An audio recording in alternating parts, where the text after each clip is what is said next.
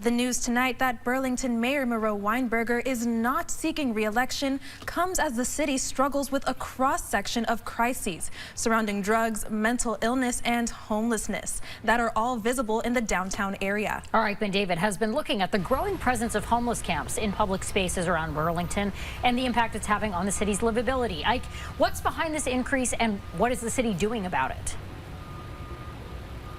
Yeah, no one can point to any one reason for the rise in homelessness, but the city estimates the number of unhoused households in Burlington has tripled since last year, and there are no easy solutions in sight.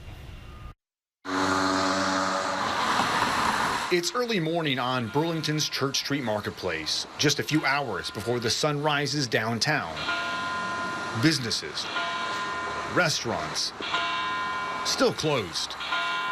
No shoppers, but we found homeless people sleeping in storefronts or on the street, some using drugs. I struggle with homelessness, addiction, and then health problems. Jeannie Morrill and her friends gather outside Ken's Pizza before 6 a.m. I stay up 5-6 days in a row because I wake up robbed or I wake up to somebody trying to touch me. Morrill says she's transient, moving to different locations around the city.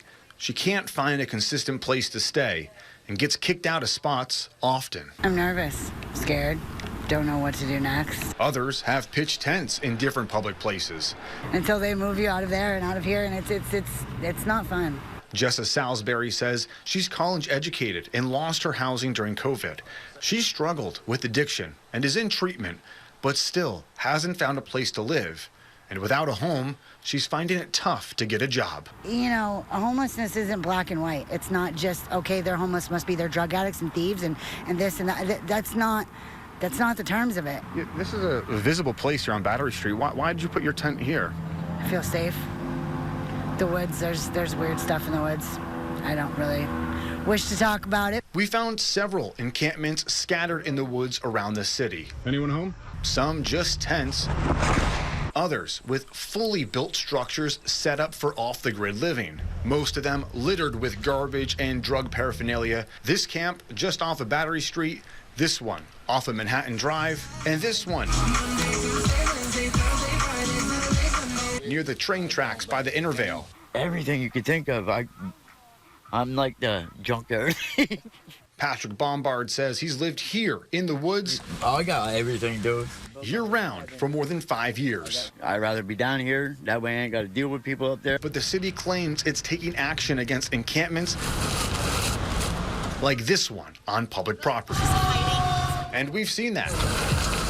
We captured 2 encampments being dismantled and cleaned up. One at the corner of St. Paul and College, and another on busy Battery Street. I do not think it is acceptable to have encampments in the sidewalk right away like it is now. He says a growing homeless population means more encampments are popping up. We have had a greater need to enforce the city's sheltering on public lands policies, and we're doing that. The mayor says with the homeless problem comes drug use and crime, including violence. Why are you videoing us? He says the city needs help and wants the state to pony up cash to create more shelters, especially with winter on the way. We need more beds. We need more housing. This is a crisis. But Mayor Weinberger says his request to the state has so far been ignored. This girl needs some help. And when encampments are cleared out, the people staying here have no long or short-term housing to go to. Because we're just going to move it to a different location where we can store our stuff. Like here, the old YMCA on College Street. We've shown you the graffiti-covered building where homeless people broke in, got kicked out, and then set up outside. We're not trying to block the sidewalk, and we don't want to block the sidewalk, but we kind of have no choice. And that has residents and visitors worried about safety and the city's image. I look out my window and they're all crouched down like smoking crack. We ran into Dylan Worthian chasing people using drugs away from his porch. Definitely doesn't help the quality of life, you know. We're also seeing fences going up around properties like the courthouse. Because I know that people are not necessarily coming down to Burlington as often as they used to, especially in the early evening and evening time. And some residents tell us they've had enough and they're leaving Burlington. I have a lake view. Who would leave a lake view? Because I'm not going to miss walking out my front door, seeing that. In some ways, it's become more visible. Sarah Russell works for the city as a special assistant to end homelessness. She acknowledges the rise, citing the jump from around 80 self-reported homeless households to 250 this summer in Burlington. She points to the state's hotel voucher program winding down, and she sees the issue up close. Russell was there while crews broke down this encampment on St. Paul Street. She says the city steps in when encampments are in public parks or in the right-of-way.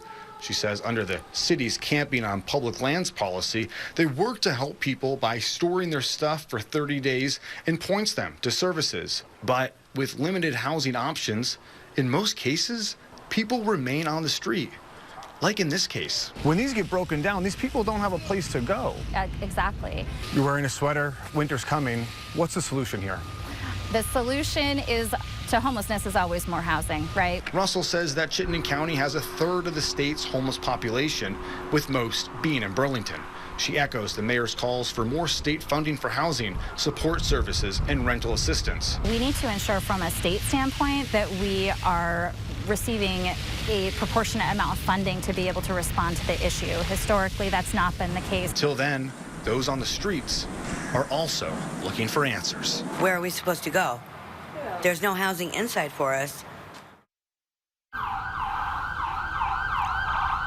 got an ambulance coming down right now, so excuse the noise, but the city points to work they've done already and more support services. The city points to more work they've done already. That includes more support services. It's estimated by the end of 2023, we're going to see at least 112 more housing units in Chittenden County, and that's going to go to supporting strictly the homeless population. The city also tells me they're planning to add at least one more shelter before winter time. All right, so Ike, where does the state's hotel voucher program fit into this equation? Yeah, the state is currently working to wind down the pandemic-era hotel voucher program, and the shift to a different model. The state does plan to expand the emergency hotel program during the severe weather conditions. And they say, when I talked with them earlier today, that they plan to have enough room and capacity for the winter time. Kat? You never know who you're going to see in Burlington. Thank you, Ike.